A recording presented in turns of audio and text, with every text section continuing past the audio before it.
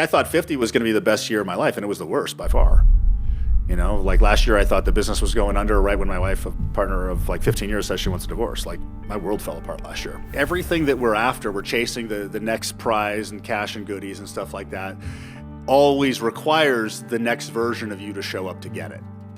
And the next version of you usually shows up through pain and struggle and resistance. A lot of times people are sitting and they're upset about the obstacles and the challenge, but the obstacle is the process. Jason Drees coaches some of the most successful entrepreneurs in the world. The kind of people who run private equity firms, flip 9-figure portfolios, and yet still feel stuck. But last year, his own identity started to crack. And what came next changed how he coaches forever. Most people have their 12-month goal for the year. Right. They have that. Right. But that goal, based on my experience, is like just a fraction of what they should be aiming at. Because they should be aiming much higher. Should be aiming at like, you know, if success was guaranteed and you could not fail, what would you do? Wow. Because that question bypasses any limitations in your mindset. And that gives you the real answer. This episode isn't about how to set goals. It's about what happens when your life breaks down and a different version of you starts to emerge. This is Jason Drees. Where does suffering and pain fit into like personal growth? Because a lot of us feel a little bit of pain, a little bit of discomfort, like, ooh, that doesn't feel good, I'm gonna run away. But it feels like personal growth and development is a lot of pain and a lot of discomfort. Well, it is, right? Because everything that we're after, we're chasing the next prize and cash and goodies and stuff like that, always requires the next version of you to show up to get it. And the next version of you usually shows up through pain and struggle and resistance. And what ends up happening is that we always have this perception that, at least I had this perception that, oh, when I get in my 50s, life's going to be easier, right? Yeah. But when it gets easy, you know, the challenge is the stronger you get, the bigger challenges you need to grow. Yeah. So so a lot of times people are sitting and they're upset about the obstacles and the challenge, but the obstacle is the process. Like I spend so much time talking to clients, I'm like, that is the process. Like you're struggling to raise money. The market's tough right now. It's hard to do deals, but that is the process. Yeah. So when you start to embrace the struggle, the process, then it starts to become easier. Yeah, it's like Ryan Holiday's book, The Obstacle is the Way. Exactly. I mean, it's really on the other side of the obstacle is what you're chasing, what you're pursuing. Exactly. But as humans, we're wired to seek comfort, right? And avoid pain. But at the same time, we're born to be great. So there's that balance. And do you think we're wired to avoid pain and discomfort by our parents, by the programming just naturally? Or like, do you think that's something that is put into us from a young age and then can be removed from us? I don't think it can ever be removed. I think it's genetic, it's a survival mechanism. Yeah. And we've got to survive. We got to survive, yes, because we're still animals, right? That's still in there. And how do you distinguish between necessary pain and discomfort and unnecessary pain and discomfort? Well, that's a good question, right? For men need that discomfort. Like masculine energy needs that. So there's like when I was going through my divorce last year, I was working with a coach and he did some awesome work. Like Nathan Wakewer did some amazing. He's probably one of the best one-on-one coaches I work with. His one-on-one work is just brilliant. And one of the things he helped bring is the masculine side of me back out, where I was doing like intentional pain, standing on nail boards, things like that. Because men need to work their masculine energy. And the more you work your masculine energy, the tougher, your better decision-making, the stronger you get. So today it's very easy for that to just kind of, that area to go soft. But when I'm working with other clients that may not be men, maybe women, then it's really like, is it self-abuse, self-imposed suffering because you're getting over not good enough, which is a part of our nature that's never going to go away. Yeah. So it's a combination of both, depending on the person. Well, and what's interesting, especially in high-achieving, successful entrepreneurs like myself, we find so much opportunity on the other side of pain that the story I tell myself is we become addicted to the pain. Yeah. And so we just actually seek the pain and actually seek the discomfort because we know on the other side of it is what we're actually pursuing or chasing. I mean, like, so a lot of my pain and suffering is actually self-manufactured pain and suffering because I know when I've done my best work was when I was backed into a corner, thrown into a cold plunge, doing something super uncomfortable. And then on the other side of it was what I was chasing or what I was pursuing. 100%. Yeah. And I actually had this exact conversation with a client yesterday. We were on a coaching call and he was struggling and he was like, and he's growing really fast. And I'm like, you're outpacing everybody. You've got a deal right now that has $1 million upside in this market in LA, would you rather do anything else? No. Yeah. Because when you play at, like, because what I really do and what I try to do is play at my full potential and help people play at their full potential. And when you do that, life gets challenging, difficult, but incredibly rewarding. Yeah.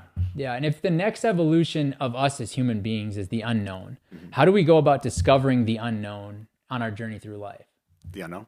Well, discovering the unknown. What do you mean discovering the unknown? Well, like, so what you want to be possible tomorrow, you don't know how to do today. Yeah.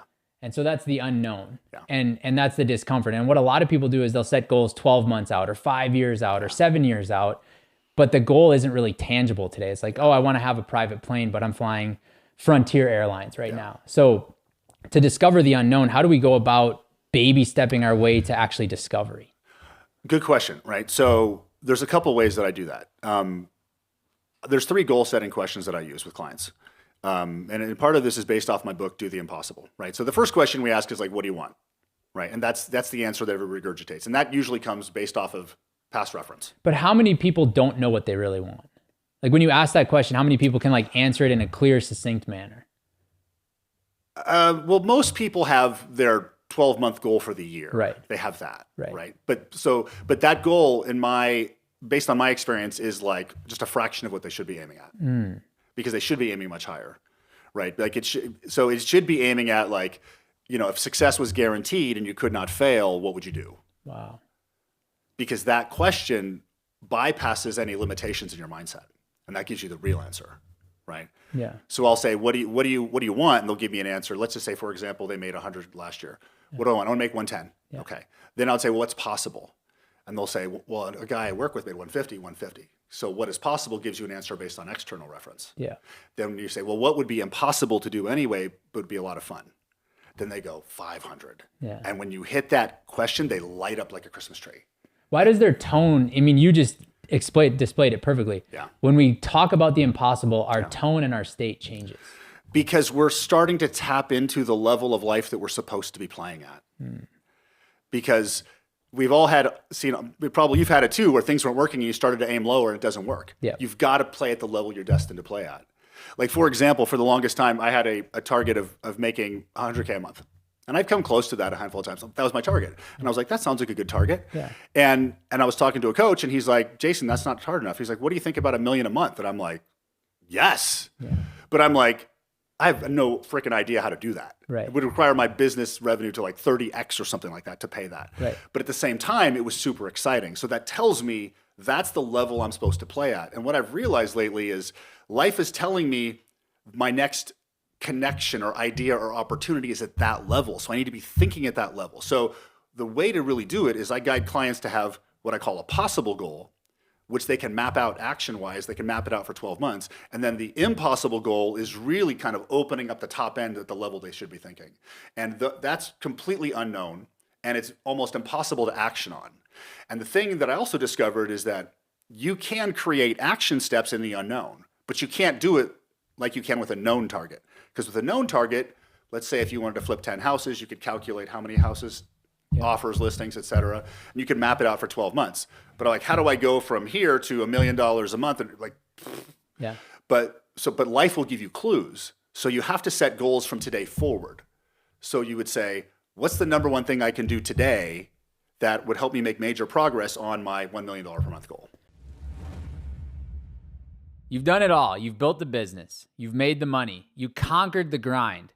You're the lone wolf. And yeah, that got you here. But let's be real, it won't take you to the next level. The truth? Most successful people don't hunt alone. They join a tribe, a network of elite entrepreneurs, investors, or leaders who challenge them, push them, and hold them accountable to their biggest goals. Gobundance is that tribe. Extreme accountability, real wealth building, life-changing adventure, and a brotherhood who refuses to let each other play small. So here's the challenge. Stay the lone wolf or run with the pack. The right tribe changes everything. Find a link in the description. Apply today. This episode is brought to you by Lauletta Birnbaum, LLC, doing business justice. If you're a business owner, entrepreneur, real estate investor, or a combination of each, you know how critical it is to have trusted legal advisors on your team. Lauletta Birnbaum has built a stellar reputation providing exceptional legal services that make a difference.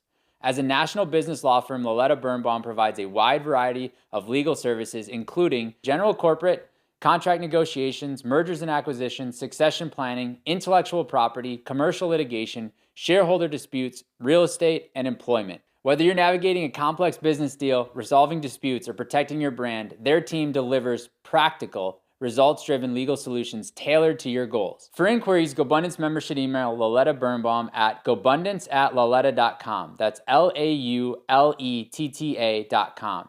You can also visit their website at www.lauletta.com to learn more about how they can do your business justice. This episode is brought to you by Apex Functional Health, the team behind age-defying health at Gobundance.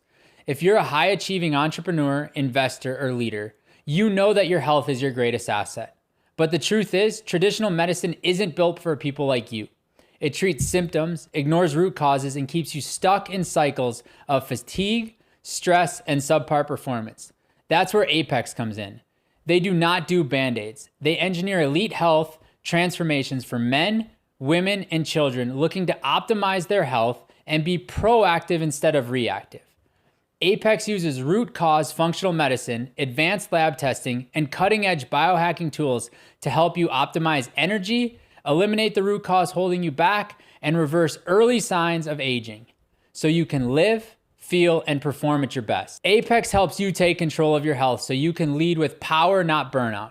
Visit apexfunctionalhealth.com to schedule your free strategy call and see what's possible when your body finally works for you, not against you.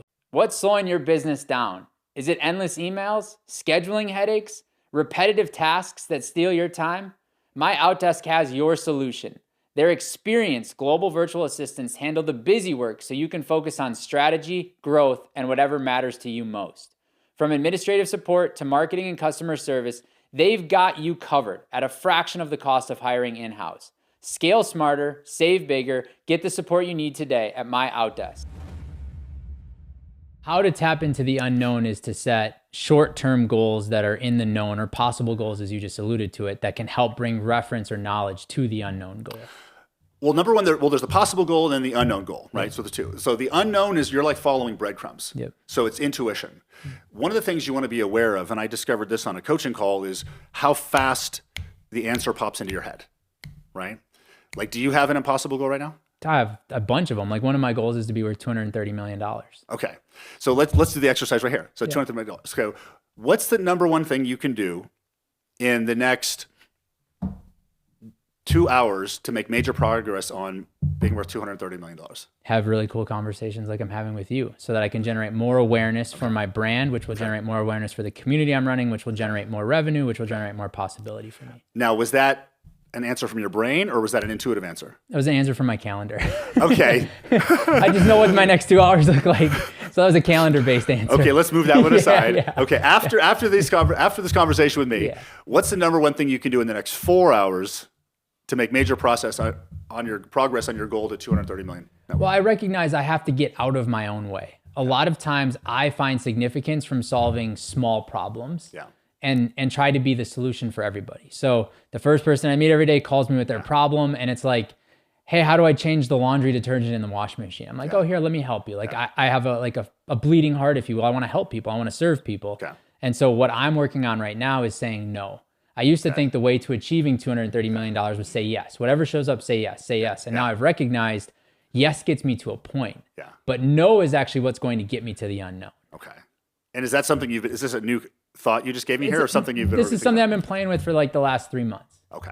So that's an answer from your brain. Yeah. That's not an intuitive answer.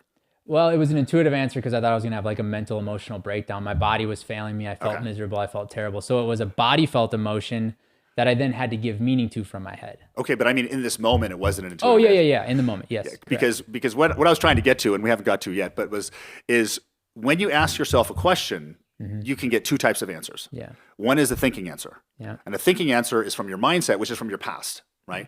And that answer usually has a delay, almost like your brain is searching a reference, like a file. Like running the computer. Yes. That is, of course, unless it's something you've done frequently that's on top of your mind. And that's why it popped up. The other answer we're after is this intuitive answer where you ask yourself a question and before you're done asking it, the answer pops up. So let me ask it a different way. putting aside everything else you've planned about that target, what is one thing you could do in the next 24 hours to make major progress on your goal to be worth 230 million? It just goes back to saying no. Like I can feel it in my chest. I can feel it in my stomach. Like say no. So does that pop up instantly? Instantly. Like you're halfway through the question. It's like stop saying yes. Okay. So so you got 24 hours. Yeah. Okay. What's the number one thing you can do in the next 48 hours to make a major progress on your goal to be worth 230 million? Man, it just keeps no. It's all about the no for me. Still like no. I can like feel it in my chest. I can feel it in my stomach when you say that. Like I can actually like feel it bubble up. Okay, let's go out a little bit further. What's the number one thing you can do in the next week to make major progress on your goal to be worth 230 million? It's all about talent, who I surround myself with. Did that pop up? Yeah. Okay. Yeah. What's the number one thing you can do in the next 30 days to make major progress on your goal to be worth 230 million? Still talent. Like it just like having the right people around me. Did that answer pop up or was there a pause? It was the answer that popped up and I tried to like look deeper and didn't find anything. Okay. So what's the number one thing you can do in the next 3 months to make major progress on your goal to make 230? Be worth 230 million. Take action. Like take action. Was that an intuitive answer or no, that was like a hey, my internal side saying like, hey motherfucker, you're not taking enough action on the goals you have for your life. Like you're not pushing the needle yourself. Yeah. You're letting other people push your needle. This goal doesn't sound that unknown to you. No, I've played with it a lot. Okay, so this really isn't, No, I've played. I mean, it's an unknown because it's like to go from 7 to 230. Yeah. Like it's fun to talk about, but okay, like let's let the rubber meet the road. How the hell am I going to get there? So that's why it feels. But like you got to let go of how. Yeah, I figured out, and one of the things that I've been working on, which is really interesting from the framing questions you just asked, is I've stopped seeking answers and started seeking questions. Okay. Because I've found that answers have limited me. And like what your framework just did, you did an incredible job of not limiting the framework. Yeah. But most people ask questions to get an answer so that the answer is the end game and they have to do nothing else. Yeah. The thing that's going to help you the most is letting go of strategy. Because strategy and what to do is the byproduct of alignment. Because the other thing that you know is you're one phone call, one idea, one connection away from being worth $230 million. Yeah. Literally one phone call. Yep. So the way to make it happen is to stop chasing it. Yeah. Because we grew up in a reality that was based on action creates reality. But in the past 5-10 years, reality is different. We're accessing the frequency above, which is the frame level. So all you have to do is hold the aligned frame. So most people are walking around like, I don't get $230 million phone calls. That's impossible. And you don't want to be, I do get $230 million phone calls. You don't even want to be, yes, they're coming. You want to be, I absolutely will get a $230 million phone call. I just don't know when. Yeah. And it doesn't matter because that's the frame, the frequency of your reality that will generate the aligned mindset. And the mindset will show up when it's time for it. And once the mindset shows up, then the mindset will generate the actions and the strategies. So how do you get in alignment with that? Like how do you get alignment? The first step is with a decision. And the decision is the first way to set a frame. So this is how we can do it. So repeat after me. I take full ownership of my life and everything in it. I take full ownership of my life and everything in it. I am going to find a way. I'm going to find a way. To be worth $230 million. To be worth $230 million. Because I'm not going to stop until I do. Because I'm not going to stop until I do. Feel that? Yeah. Feel that certainty? Yeah. Because that's an aligned frame is 100% certain. So the first step, and now while this is call it a global or macro frame, it's not like what's Matt going to do this week. That's the frame that will create the mindset. So it's starting to create a frequency. Yes. A frequency by which you operate on. You're dialing into a different reality because the other, there's an infinite number of parallel realities. You could, after our session today, you could go get a pizza, you can go get a taco and meet different people, right? So most people's frame, their future frequency is based on the reaction to the present. They wake up, they look at their life, they have a reaction, and they're moving forward from the reaction.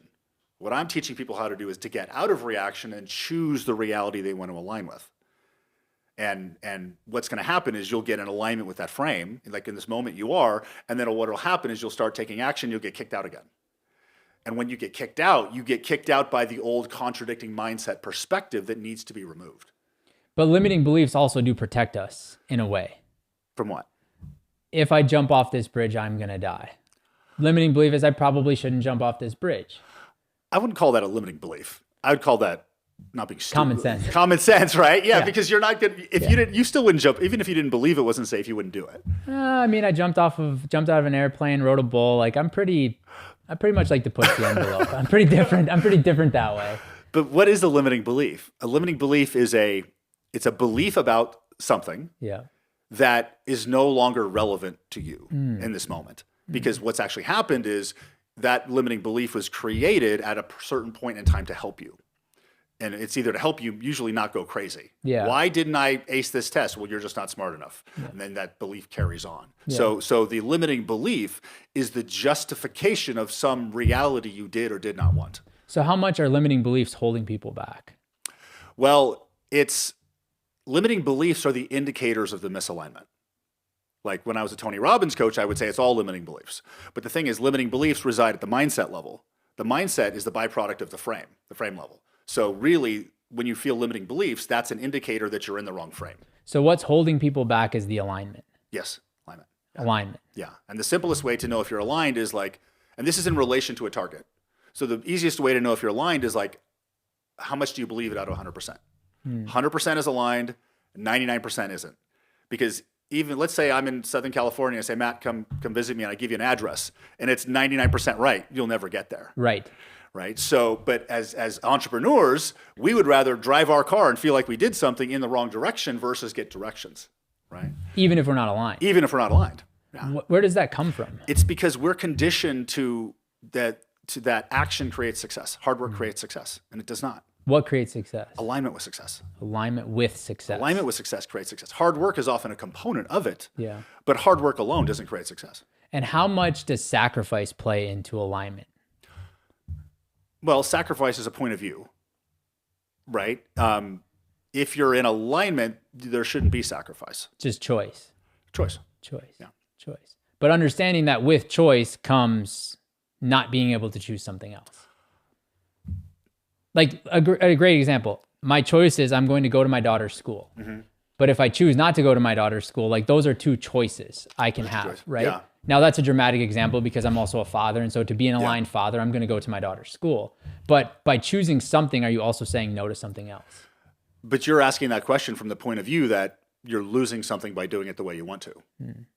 But if you chose it and actually gained something from doing it by the way you wanted to, you're actually saying yes to whatever you want and the other thing doesn't matter. Well, yeah, because if you feel like you're sacrificing, then shift to a frame where it's not a sacrifice. So what do you think is the number one thing besides an alignment perspective that's holding people back from living the lives they are capable of living? The number one thing is not being in the game. And number two is not aiming high enough.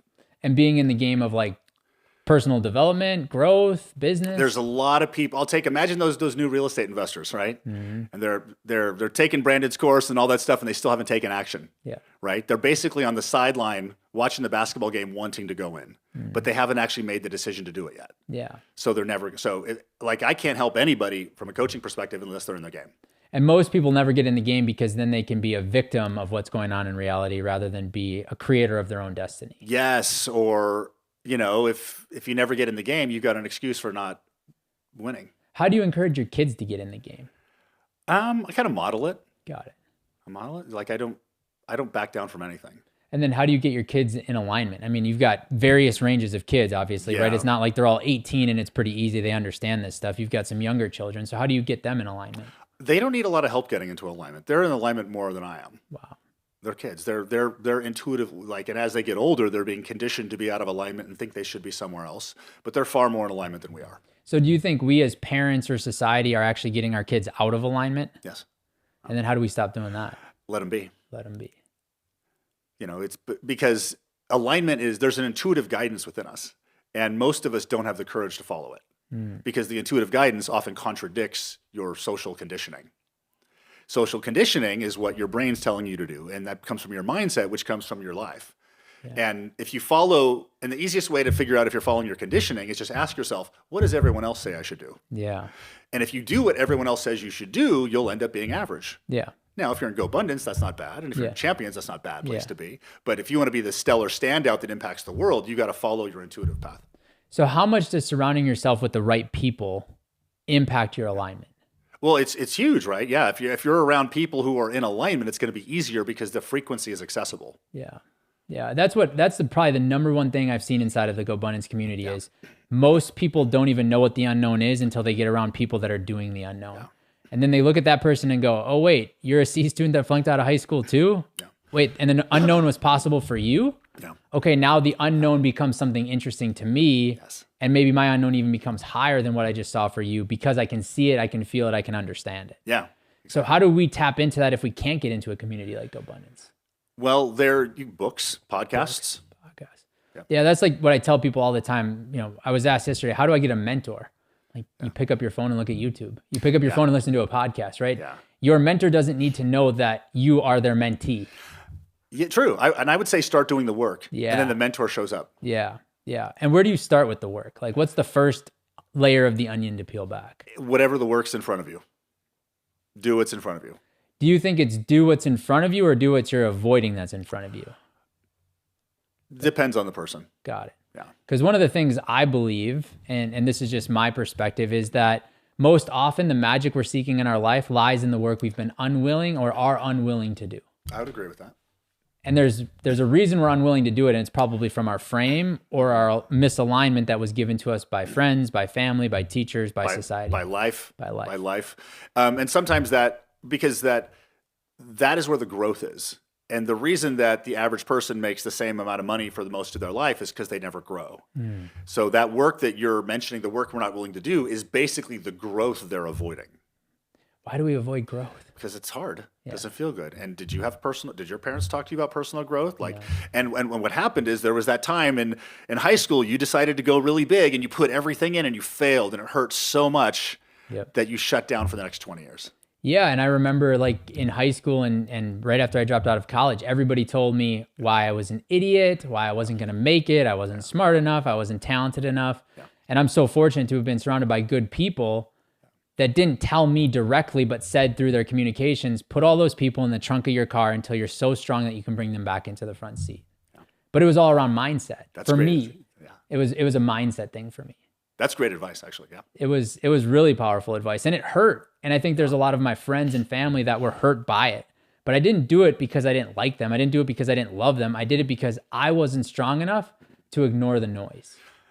Yeah, it's hard. Like becoming a coach, when I left my good paying tech job, everybody's like, "What's wrong with you?" Yeah. And nobody understood me. But nobody had the voice inside them that I did. Yeah, and from your perspective, how has the person you've become and your identity tied into success or the evolution of success, if you will? It's the foundation of it. It's the foundation. Because when I started doing something new, I became a coach, and I'm like, I got a client, and I'm like, hey, everybody, look around. I'm looking for acknowledgement, and I didn't get it, and I was like, oh, okay, and I'm like, well, I'm not going to stop now, so I keep going, and I do something even more difficult, and I achieve it.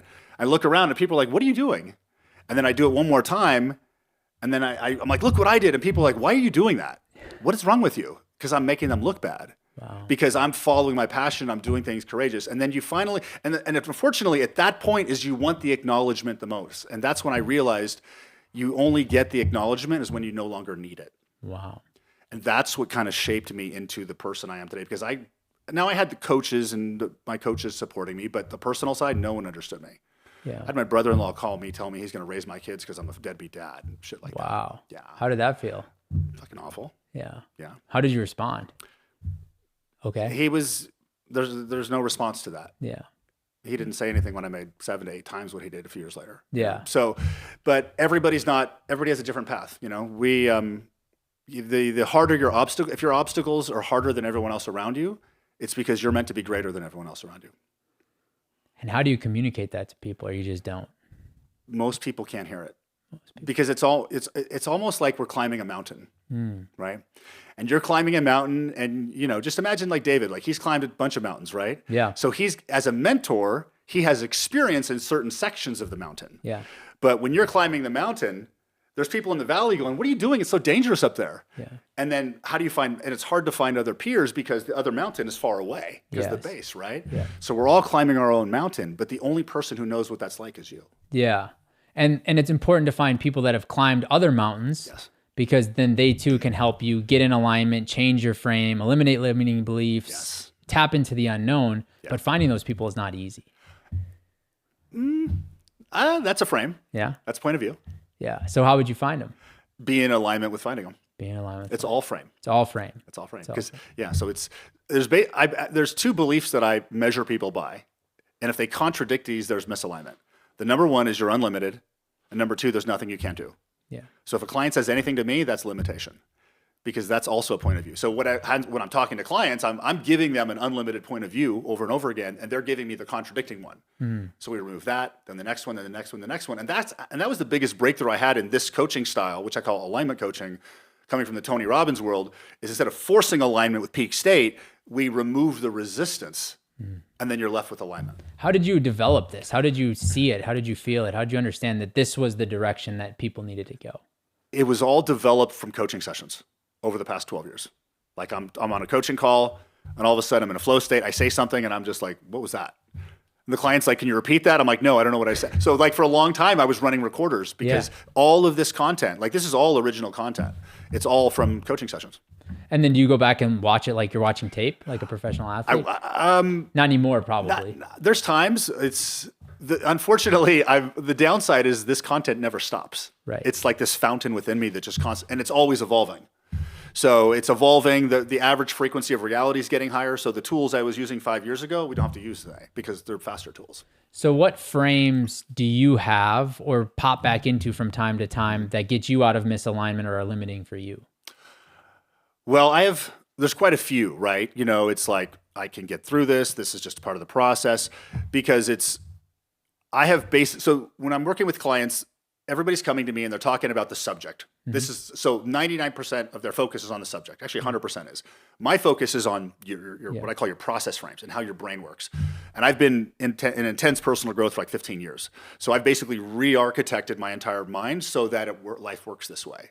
But the frames are like, it's unlimited. I can break through this. It's one belief away. This is part of the process. And it kind of changes from time to time. It's hard. There's so many. It's hard to pick one. But I think a lot of people listening to this will go like, oh, he's got it all figured out. Like his life is easy because he's removed all limitations. He's removed all beliefs. But there's got to be things that still pop in or creep in from time to time that you have to combat.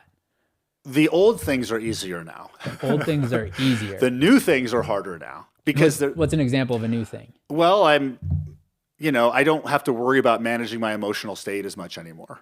Right now, the hard part for me is running the business because that's not my magic, right? Yeah. So, but the thing you want to realize is that contrast is never going to change, because that contrast is there just to drive you, grow you into the next version. And right now, it may be business, it may be marketing, it may be writing, and you master that, and then it's a personal area. Right. So there's always going to be some form of growth. So at what point do we just say like, hey, this is the hand I was dealt, I'm good with this being the reality in this bucket, in this avenue, in this lane, versus, hey, I'm going to challenge that and I'm not going to accept that for me? Well, that's an individual point of view, right? I would call that settling. Settling. Do you settle at all? Never.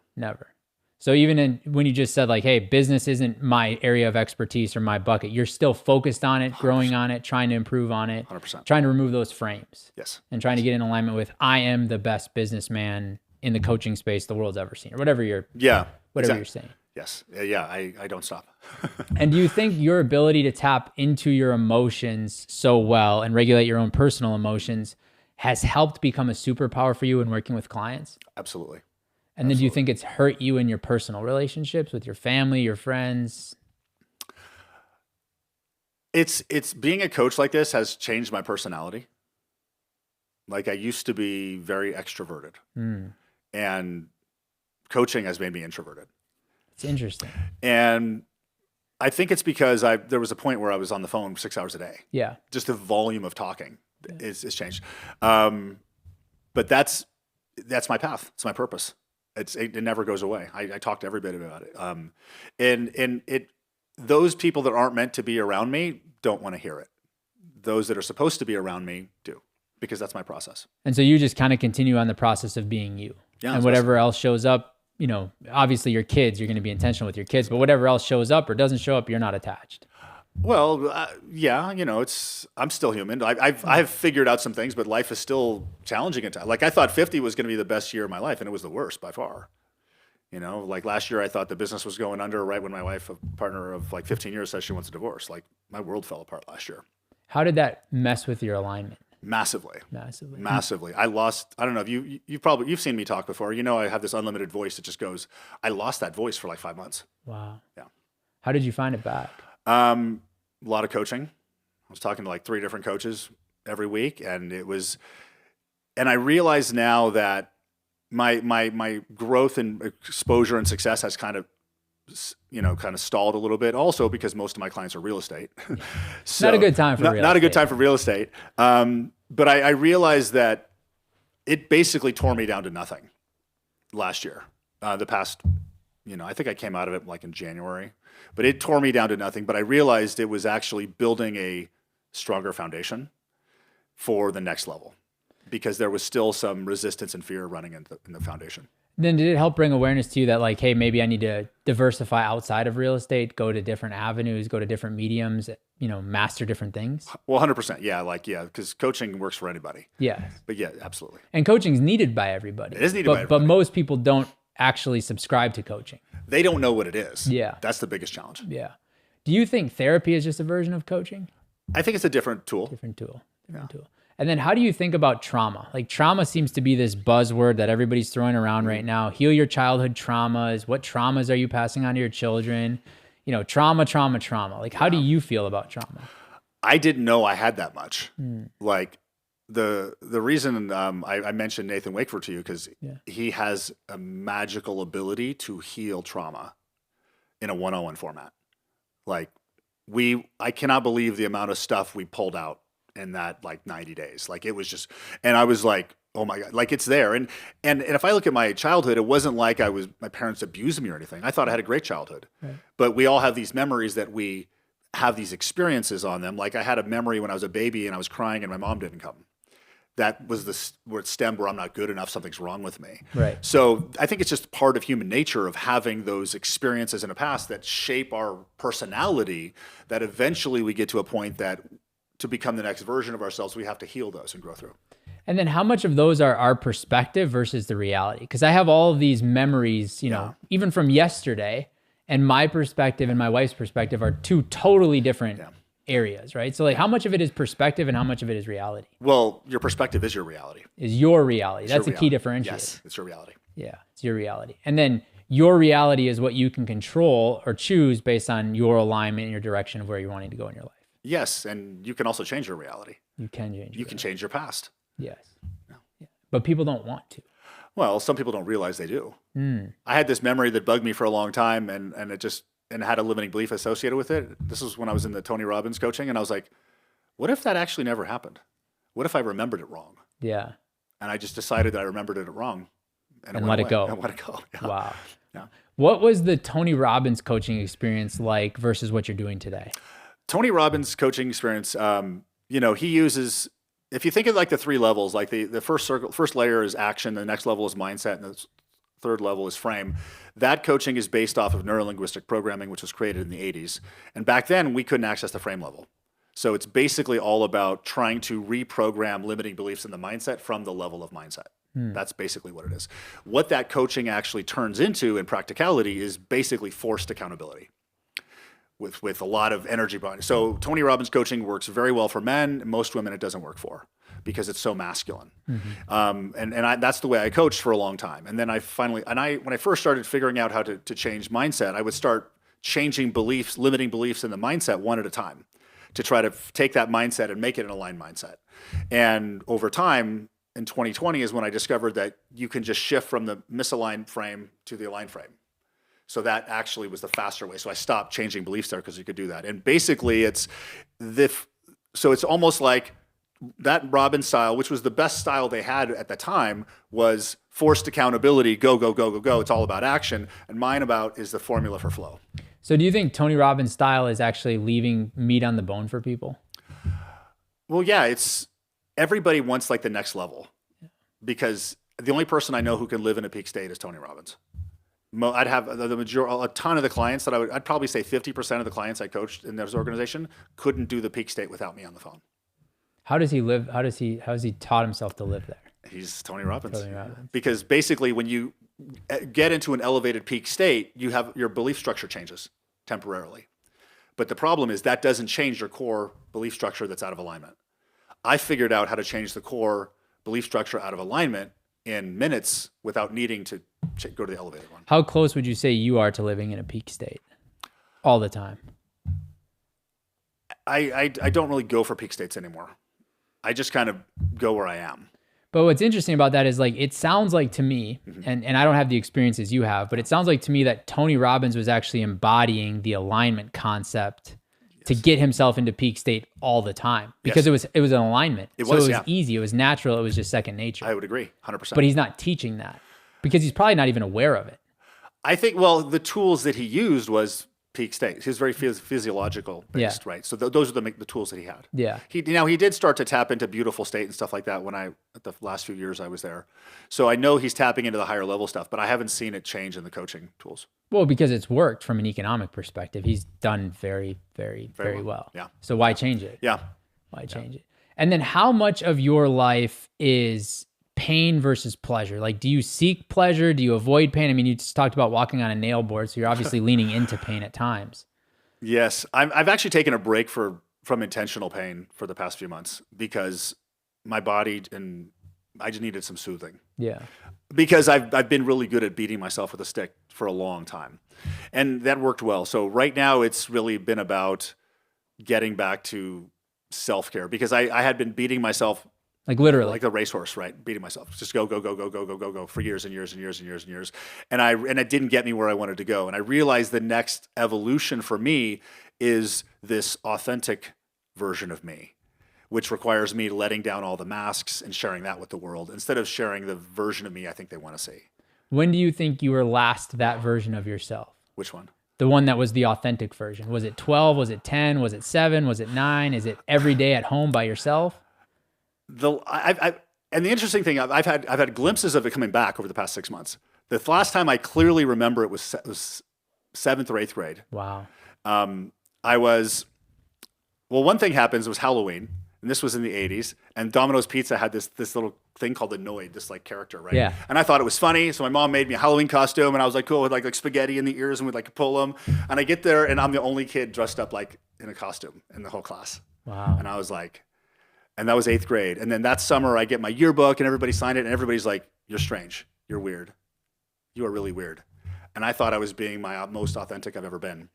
And that's when I decided it wasn't safe to be myself to the world, and I stopped being that way. Did your parents notice it? No. Have you talked to them about it at all? No. There's no point really? I love my parents, but they don't go to that level. Got it. So they just stay surface level, don't go too deep. Yeah. So how do you balance this incredible work you've done for yourself and so many other people with all the clients you're serving, helping them so much, seeing so much opportunity for your parents to find another level, next evolution, and like knowing that you can lead the horse to water, but you can't make them drink? I've given up trying because you can't override someone's choice.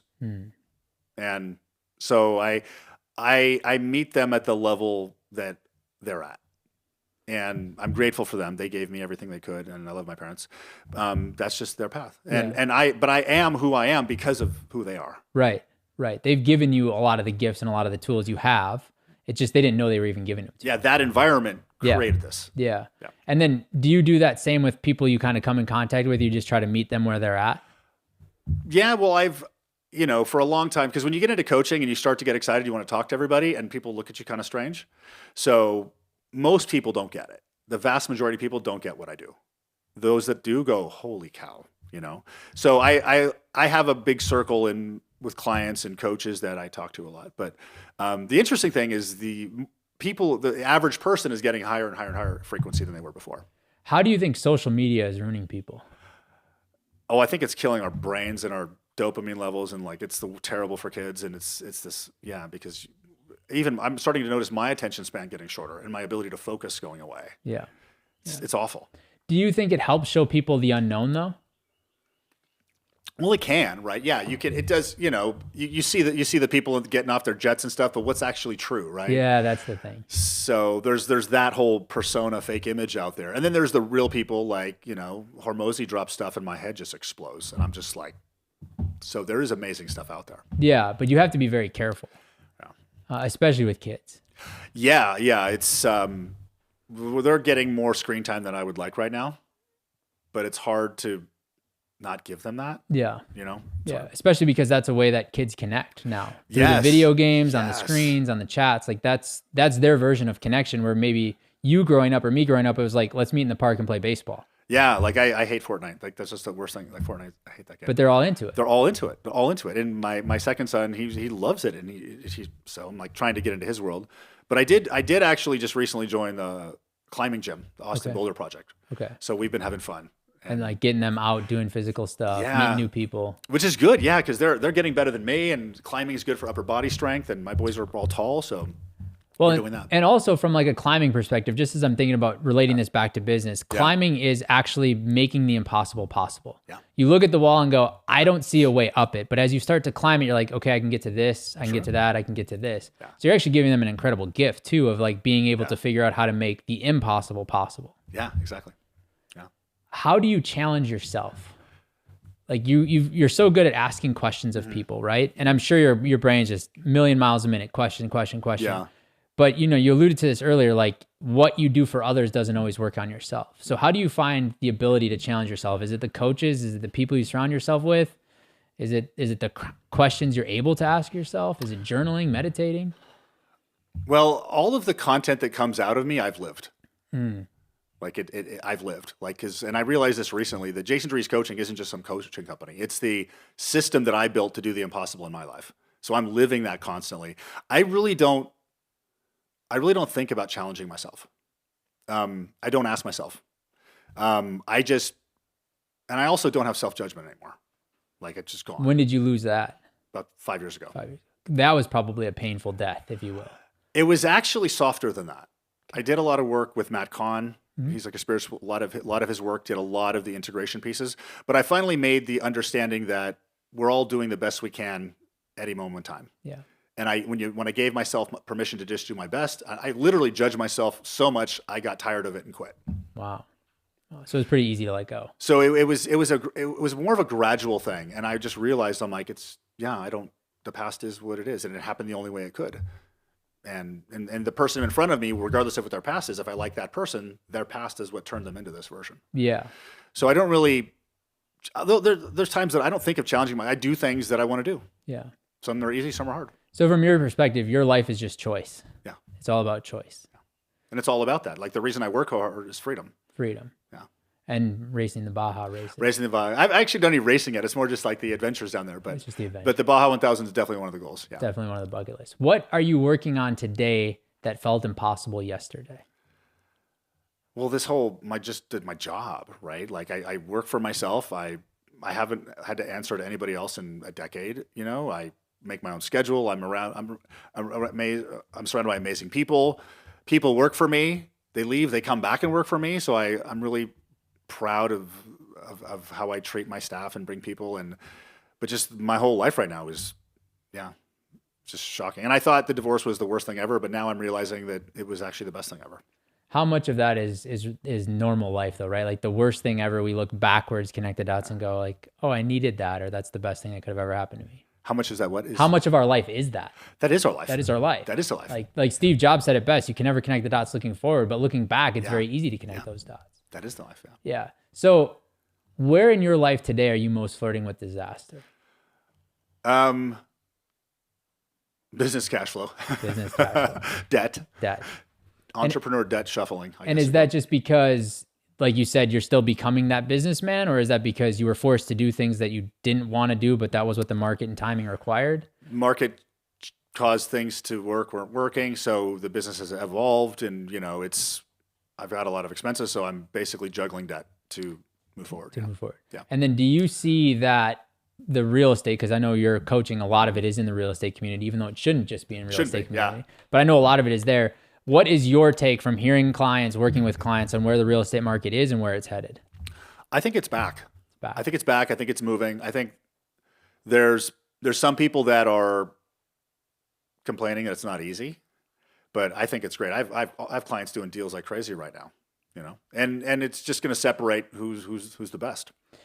Yeah, that's what I keep saying is like there's always deals. There's always deals. There's always opportunity, and this is the way to weed out the maybes from the actual legit people, like the pretenders and the reality people, like the good ones. And it's all mindset. It's all mindset. It's all mindset. It's like, if you believe the market sucks, well, that's what you'll experience. If you believe there's a deal, then that's what you'll find. Right. And the mindset and alignment. 100%. And once you get the alignment, you'll find the success. Yeah. Like I've had clients I have one client that I'm coaching.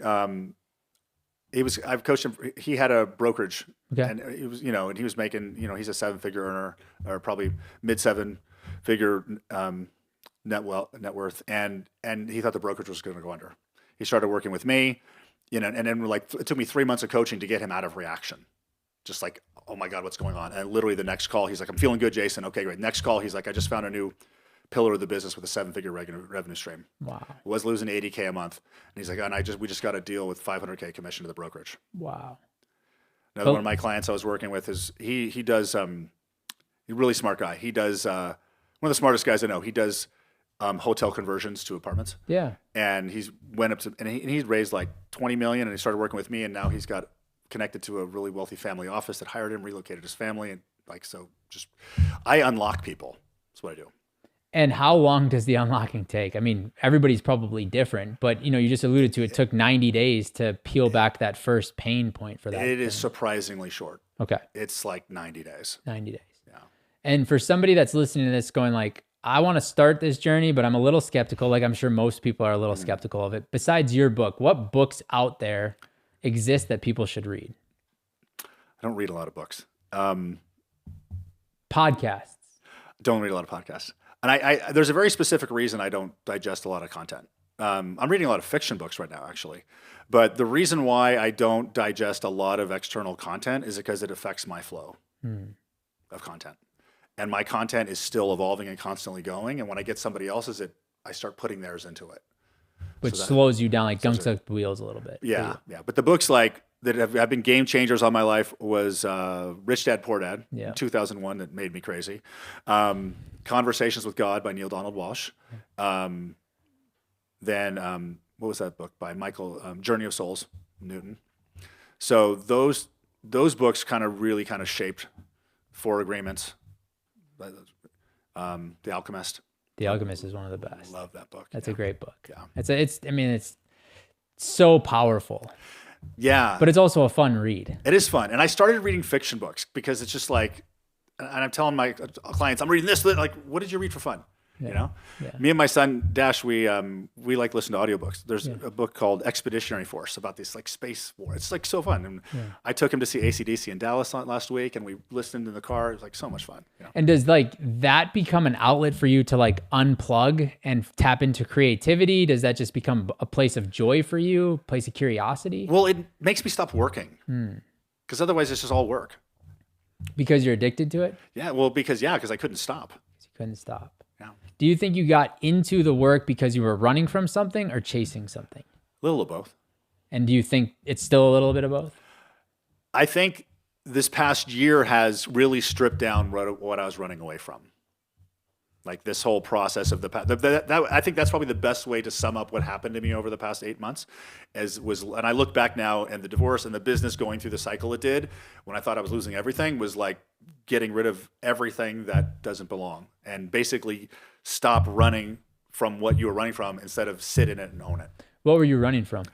Scarcity, fear, failure. Things that show up for everybody.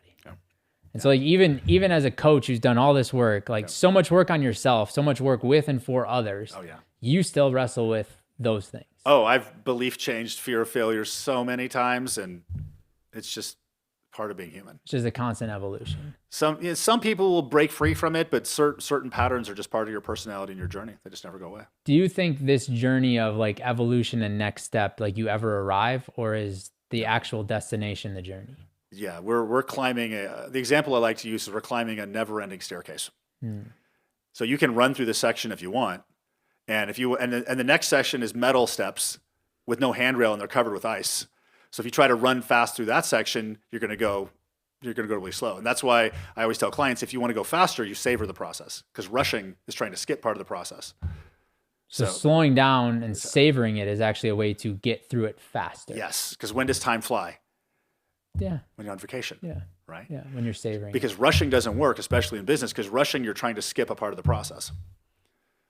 And So what you're saying is the destination is the journey. 100%. It is the journey.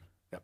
Do you ever find discomfort in that? Like annoyance and like, I'm running so hard, I'm chasing so hard. Like for what? Like, where am I going? Yes. Yeah, I'm trying to adopt the fuck it mentality, but like I am human, you do want a break. And what I've realized lately is that when life loads you up and you're like, can I get a break? They're like, here's a double helping, So I'm like, but then I go back to, if your path is harder than everyone else around you, it's because you're supposed to be greater than everyone else around you, or you have a role. So you just go back to the frame, go back to your alignment, and then just get grounded and rooted in that and say, I get what I get. I don't throw a fit. It's my mission.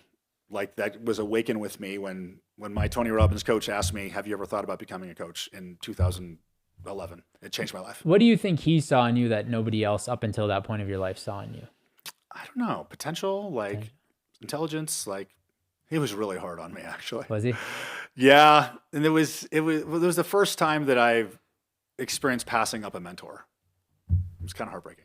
What did he show up as when you passed him? Yeah. So there's no relationship there anymore? Not much. Yeah. Do you think people are going to pass you on this journey of alignment and frame? I hope so. Because then I'm doing my job. Like it's not about me. It's playing the role. Yeah. And if you're interacting with me at this time, it doesn't matter if you made $1 billion and I haven't. If you're interacting with me, I have something to give you. Yeah. It could be good or it could be bad. And then what do you get from your clients? So you're like doing all this work. You're obviously getting content. You're obviously getting ideas and concepts, but I'm sure just through osmosis, you're picking up other things as well. Yeah. Well, I'm coaching myself at the same time. Yeah. A lot of the stuff, because I don't lie in my coaching. So I do not say things that I do not do. So it's been one of my highest values that I would say in my life, that I learned a painful lesson like 25 years ago in business, when I once said, that's not my job, and had my ass handed to me in 2001.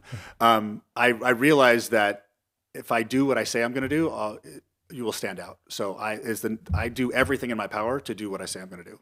In today's day and age, it feels like everybody and their cousin is a coach. Like everybody's coaching. I'm a coach. I'm a guru. I'm a this. Where are they all getting it wrong? I don't know if they're all getting it wrong. But there's a million coaches out there who can get you started. Yeah. But there's not many coaches who can take somebody who's already making 7 figures and get them to 8. Yeah. Right. So there's a fit for everybody. It's part of their process. I don't know if they're getting it wrong, but like, there's only one me. There's no one else I know of coaching at the frame level on this planet.